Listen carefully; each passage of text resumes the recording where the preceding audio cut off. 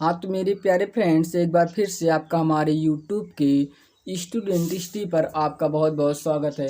तो मेरे प्यारे बच्चों, जो कि आज हम क्लास 12 फिजिक्स के पार्ट 2 अध्याय 1 है बच्चों। पार्ट 2 है, पार्ट 1 हम आपको पहले से ही प्रोवाइड कर चुके हैं। आप लोग देख सकते हैं यहाँ पर आज हमारा नेक्स्ट हेडिंग हो जाएगा अवतल दर्पण। हमने गोली दर्पण तक आपको बताया था, आज हमारा नेक्स्ट हेडिंग है अवतल दर्पण। आज हम इसे ध्यानपूर्वक समझने की कोशिश करते हैं। तो दिया हमारा अवतल दर्पण। अवतल दर्पण है, यदि गोलीय खंड पर पालिश इस प्रकार की जाए कि प्रकाश का परावर्तन दबे हुए तल से हो तो इस प्रकार की दर्पण को अवतल दर्पण कहते हैं। एक बार फिर से आप लोग देखिए इसे। यदि गोलीय खंड पर पालिश इस प्रकार की जाए कि प्रकाश का परावर्तन दबे हुए तल से हो तो इस प्रकार की दर्पण को अवतल दर्पण कहते हैं। आप लोग यह चित्र में भी देख सकते हैं, छोटा सा है, आप लोग इसे समझ सकते हैं। तो हमारा जो नेक्स्ट हेडिंग हो जाएगा बच्चों, हो जाएगा उत्तल दर्पण। उत्तल दर्पण क्या होता है बच्चों कि यदि गोलीय खंड पर पालिश इस प्रकार की जाए कि प्रकाश की परावर्तन उभरे हुए तल में हो तो इस प्रकार के दर्पण को उत्तल दर्पण कहते हैं। इसका विपरीत है बच्चों, ऊपर वाले का विपरीत एकदम है, जान लो कि यदि गोलीय खंड पर पालिश इस प्रकार की जाए कि प्रकाश की परावर्तन उभरे हुए तल में हो तो इस प्रकार के दर्पण को उत्तल दर्पण कहते हैं। बहुत ही सिंपल है, आप लोग तो समझ ही सकते हैं इसे, हाई स्कूल के बच्चे हैं। तो देखिए यह हमारा छोटा सा फिगर है, आप लोग इसे समझ सकते हैं। यहाँ देखिए प्रकाश का जो है वो परावर्तन उभरे तल से हो रहा है, और यहाँ जो आप पिछले हेडिंग में देखें, यह जो प्रकाश का परावर्तन हो रहा है ये जो है दबा हुआ तल है, इधर इस तरफ से हो रहा है। तो इसका विपरीत है, बहुत सिंपल है। तो हमारा जो नेक्स्ट हेडिंग हो जाएगा बच्चों, एक एक नंबर में पूछता है हाई स्कूल वालों से। ऑब्जेक्टिव क्वेश्चन में पूछता है, नहीं तो बोलता है डिफिनीशन बताइए इसका कि वक्रता केंद्र किसे कहते हैं। तो आप लोग यहाँ पर देख लीजिए किसे कहते हैं वक्रता केंद्र।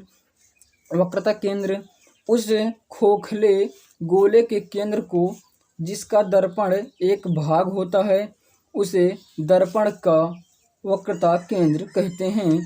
नोट में बच्चों इसे सी से व्यक्त करते हैं। फिर से देख लीजिए एक बार।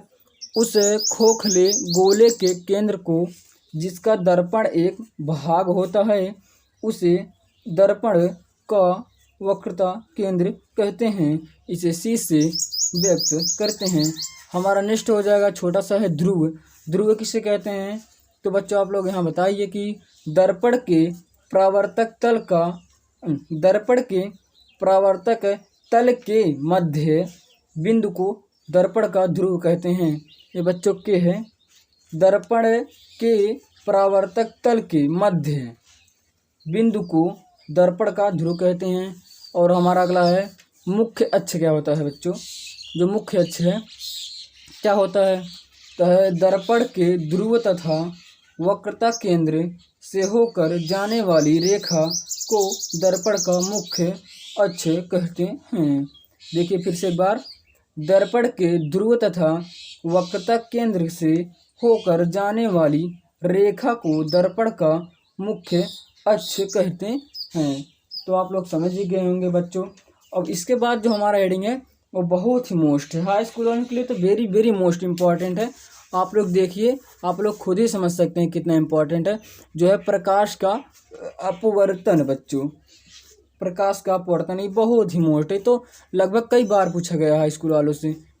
इंटर में भी है हमारा, आप लोगों को हाई स्कूल में अभी हाई स्कूल में मिलेगा, आपको आगे चलकर इंटर में भी प्रोवाइड किया जाएगा। तो देख सकते हैं हमारा प्रकाश का अपवर्तन क्या होता है बच्चों। तो आप लोग यहाँ इसे समझें कि प्रकाश का अपवर्तन, जब प्रकाश की किरण सघन माध्यम से विरल माध्यम में जाती है तो वह अपने मार्ग से विचलित हो जाती है। प्रकाश की किरण का अपने मार्ग से विचलित होने की घटना को प्रकाश का अपवर्तन कहते हैं। इतना सिंपल है बच्चों। एक बार फिर से आप लोग देखिए, आप लोग को समझ में आ जाएगा कि जब प्रकाश की किरण सघन माध्यम से विरल माध्यम में जाती है तो वह अपने मार्ग से विचलित हो जाती है। प्रकाश की किरण का अपने मार्ग से विचलित होने की घटना को प्रकाश का अपवर्तन कहते हैं। बहुत ही सिंपल है, आप लोग यहाँ से फिगर के द्वारा भी समझ सकते हैं। मैंने आप लोगों को समझने के लिए फिगर भी बनाया है। देखिए कि यह एक परावर्तक पृष्ठ है। जब इस पर प्रकाश की किरण आपतित कराई जाती है बच्चों, तो यह है अपने बच्चों जो सीधा ही से जाना चाहिए वह हल्का सा विचलित हो जाती है, सीधे ना निकलकर थोड़ा सा बच्चों यहाँ पर देखिए टेढ़ा हो जाती है। तो इसे हम बोलेंगे आपतित किरण, इसे अपवर्तित किरण। बीच में हम एक लंब खींचते हैं बच्चों, यहाँ पर देख लीजिए आप लोग, ये हमारा हो जाता है अभिलंब। ये हमारा बच्चों पूरा इसके ऊपर का जो माध्यम है हमारा सघन माध्यम है, इसके नीचे का जो हमारा माध्यम होगा विरल माध्यम होगा। तो बच्चों आप लोग इसे समझ ही गए होंगे कि यह आपतित किरण, अपवर्तित किरण, बीच में जो बच्चों खींचा गया विलंब है, और यहाँ जो परावर्तक पृष्ठ है यह सघन माध्यम है यार, इधर और इधर विरल माध्यम है। तो इससे जो बच्चों संबंधी नियम है आप लोग तो इसे समझ लीजिए, ये तो पक्का है पूछ लेता है। डिफिनीशन पूछे ना पूछे लेकिन नियम तो पक्का है पूछ लेता है बच्चों। देखिए कि कहता है कि प्रकाश के अपवर्तन से संबंधित नियम लिखिए। तो बच्चे कंफ्यूज रहते हैं कि इसके क्या नियम है बच्चों, तो हम इसी फिगर के द्वारा आप लोगों को नियम के बताएंगे। इसी फिगर के द्वारा आप लोग यहाँ समझें कि दिया है कि पहला हमारा हो जाएगा कि इसके प्रमुख दो नियम है। तो जो हमारा पहला नियम होगा बच्चों वो हो जाएगा कि आपतन कोण की ज्या, आपतन कोण की ज्या, आप लोग यहाँ की लगा लीजिए, आपतन कोण की ज्या तथा अपवर्तन कोण की ज्या का अनुपात एक नियतांक होता है। यह हमारा प्रथम नियम, बहुत ही सिंपल है। प्रथम नियम है कि आपतन कोण की ज्या तथा अपवर्तन कोण की ज्या का अनुपात एक नियतांक होता है। ज्या मतलब बच्चों जानते हो क्या होता है? ज्या मतलब होता है साइन थीटा, ज्या मतलब साइन थीटा। लेकिन यहाँ हमारा क्या है, यहाँ हमारा आई और आर होता है बच्चों। देख लीजिए आप, यहाँ हम आपको बता दे रहे हैं। यहाँ पर जो बच्चों हमारा बनेगा, यहाँ पर हमारा कोण आई बनेगा, और हमारा जो बच्चों यहाँ पर कोण बनेगा वो हमारा आर बनेगा। यहाँ पर आप लोग समझ सकते हैं फिगर के द्वारा। फिर हम देख सकते हैं कि यहाँ पर दूसरा नियम हो जाएगा। पहले यहाँ देख लीजिए, जो इसके द्वारा आप लोगों को हम बता दे रहे हैं कि दिया है कि अनुपात होगा, नियतांक होगा इसका अनुपात। तो हमारा sine i by sine r बराबर एन, जो कि एक क्या है, नियतांक है। तो हमारा दूसरा हो जाएगा आपतित किरण, अपवर्तित किरण तथा अभिलंब तीनों एक ही बिंदु पर स्थित होते हैं।